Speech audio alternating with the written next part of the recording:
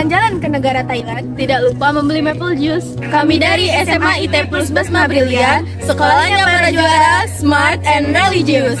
Ada pepatah mengatakan, tak kenal maka tak sayang. Maka daripada itu, perkenalkanlah kami Dari kelompok Servo yang beranggotakan saya Sausan Mahfuza, saya Tamara Saya Wafika Aziza Aksana Putri. saya Muya Sarah, Saya Salsabila Aristi. Saya Nirmala Trinaifa.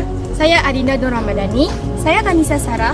saya Tifa Nur Fadila, Dan saya Jingga Suci Pramudita. Demikian saya, Silvi Cahaya Andira.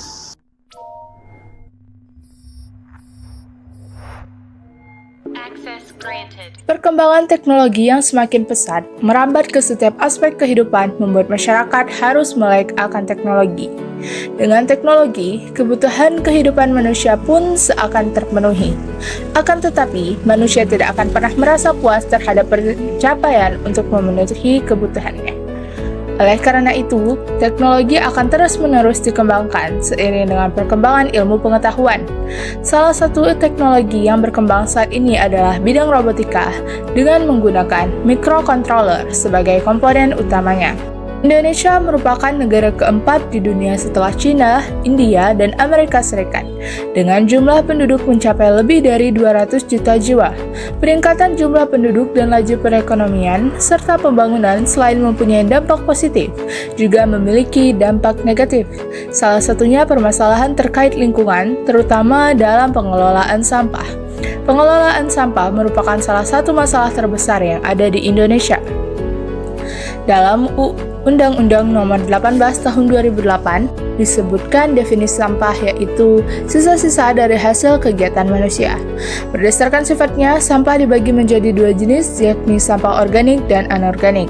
Pengelolaan yang tidak baik akan mengganggu lingkungan, menimbulkan bau, dan menyebarkan penyakit. Oleh karena itu, untuk mengurangi penumpukan sampah yang berlebihan, diperlukan kesadaran masyarakat itu sendiri mengenai pentingnya membuang sampah pada tempatnya. Salah satu cara mengurangi sampah yang menumpuk adalah dengan cara memisahkan sampah organik dan anorganik. Agar mempermudah dalam proses daur ulang sampah, kami membuat tong sampah yang dapat memilah sampah organik dan anorganik secara otomatis. Tong sampah tersebut menggunakan 3 buah sensor, yakni sensor induktif untuk mendeteksi logam, sensor kapasitif untuk mendeteksi anorganik, dan sensor infrared untuk mendeteksi jarak yang dapat mendeteksi apakah ada benda atau tidak. Setelah sensor mengetahui apakah sampah tersebut organik atau anorganik, kemudian sistem akan membuka tutup sampah sesuai kategori sampah tersebut. Dan adapun tujuan dalam pembuatan tong sampah pemilah organik dan anorganik ini adalah membantu masyarakat mewujudkan suatu lingkungan yang asri dengan menggunakan tong sampah pemilah organik dan anorganik dalam proses pemilahan, dan juga memudahkan masyarakat untuk membuang sampah. Teori yang terkait sampah organik adalah sampah yang berasal dari alam yang dapat daur ulang kembali dan diuraikan kembali oleh alam. Contohnya, dedaunan, sampah-sampah buah, dan sampah-sampah sisa makanan. Sampah anorganik adalah sampah yang berasal dari manusia dan tidak dapat diuraikan kembali oleh alam. Dapat diuraikan akan tetapi membutuhkan waktu yang cukup lama. Contohnya kayak plastik, kaleng, besi, keramik, dan kaca. Yang pertama ada induktif proximity sensor atau sensor jarak induktif.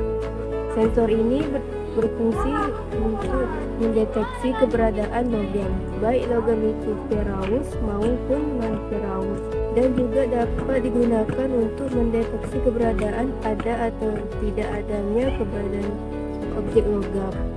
Sensor kapasitif merupakan sensor elektronika yang bekerja berdasarkan konsep kapasitif. Sensor ini bekerja berdasarkan perubahan muatan energi listrik yang dapat disimpan oleh sensor akibat perubahan jarak lempeng, perubahan luas penampang, dan perubahan volume dielektrikum sensor kapasitif tersebut. Sensor jarak kapasitif dapat mendeteksi bahan-bahan dielektrik rendah seperti plastik atau kaca dan bahan-bahan dielektrik yang lebih tinggi seperti cairan. sehingga memungkinkan sensor jenis ini untuk mendeteksi tingkat banyak bahan mulai kaca, plastik, maupun komposisi kontainer lainnya. Sensor inframerah atau IR merupakan sensor berbasis cahaya yang digunakan dalam berbagai aplikasi seperti kedekatan dan deteksi objek. Konsep dasar sensor IR digunakan untuk mendeteksi suatu benda adalah dengan cara mentransmisikan sinyal infrared atau IR transmitter. Kemudian sinyal inframerah ini dipantulkan oleh permukaan suatu objek dan sinyal diterima oleh penerima infrared atau IR receiver. Arduino Uno. Arduino Uno adalah microcontroller pengendali mikropapan tunggal yang bersifat sumber terbuka dan menjadi salah satu proyek open source hardware yang paling populer. Dirancang untuk memudahkan pengguna elektronik dalam berbagai bidang. Perangkat kerasnya memiliki proses Atmel AVR. Nah, fungsi Arduino Uno adalah memudahkan penggunanya dalam mengendalikan komponen elektronika dengan program seperti LED, motor DC, relay, servo, modul, dan segala jenis sensor.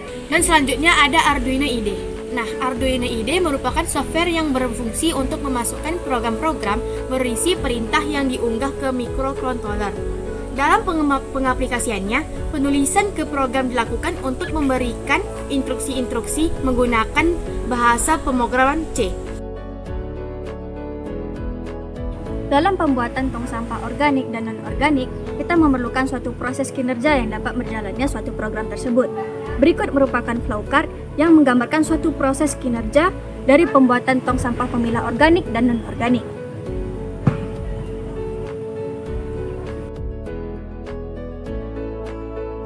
Tong sampah pemilah organik dan anorganik ini terdiri dari 3 komponen. Yang pertama ada input, yang terdiri atas sensor induktif, sensor kapasitif, sensor infrared, dan adaptor. Lalu yang kedua ada output, yaitu servo, baik servo 1 maupun servo 2. Yang ketiga ada Arduino Uno sebagai pengendali dari sistem tempat sampah pemilah organik dan anorganik. Jenis peralatan yang pertama ada gunting yang digunakan sebagai alat untuk memotong alat dan bahan lainnya. Cutter juga digunakan sebagai alat untuk memotong alat dan bahan lainnya. Yang ketiga ada isolasi. Isolasi digunakan untuk menempelkan bahan-bahan. Yang keempat ada lem lilin digunakan untuk merekatkan alat-alat dan bahan-bahan. Yang kelima ada obeng digunakan untuk memutar baut. Dan yang terakhir ada korek api yang digunakan untuk membakar lem lilin. Analisis pengguna bahan-bahan. Yang pertama ada Arduino Uno.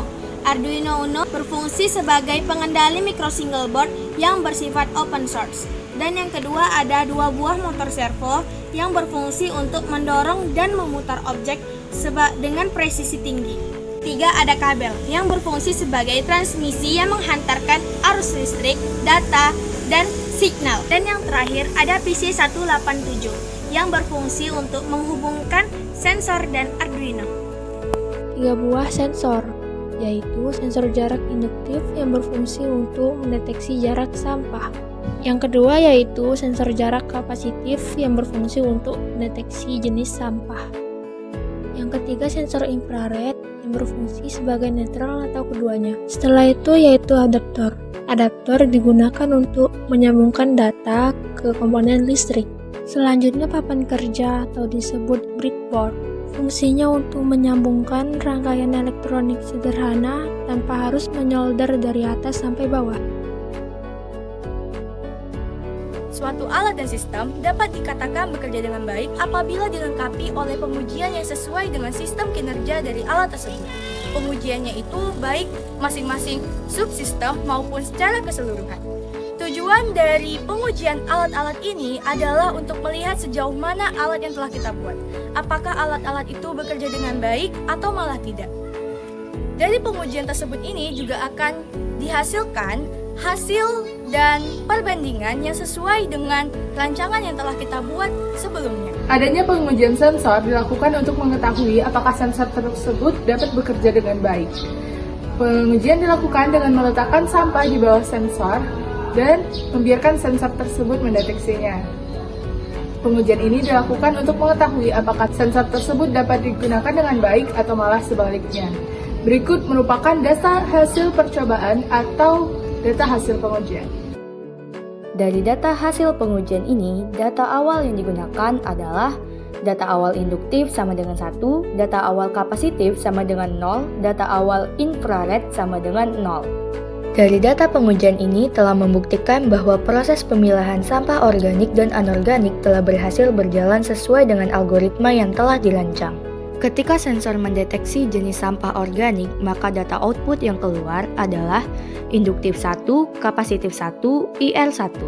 Dan ketika sensor mendeteksi jenis sampah anorganik atau logam, maka data output yang keluar adalah induktif 0, kapasitif 0, dan infrared 1. Kesimpulan, tong sampah ini dapat membedakan antara sampah organik dan anorganik dengan sendirinya. Dengan cara kita menaruh sampah atau suatu objek di bawah sensor, maka tutupnya akan terbuka sendirinya sesuai dengan jenis sampahnya. Terbuka dan tertutupnya tong sampah ini digerakkan oleh sensor yang dihandle oleh pemrograman yang telah dibuat dan disusun. Dan saran dari kami sebagai penulis proyek gaya hidup berkelanjutan, setelah terciptanya tong sampah pemilah organik dan anorganik ini, sebaiknya kita dapat memanfaatkan kinerja dari tong sampah ini agar sampah-sampah tidak menumpuk di mana-mana. Dan akan lebih baik lagi jika sampah-sampah tersebut didistribusikan ke tempat pembuangan akhir agar terciptanya lingkungan yang bersih, sehat, asri, dan indah.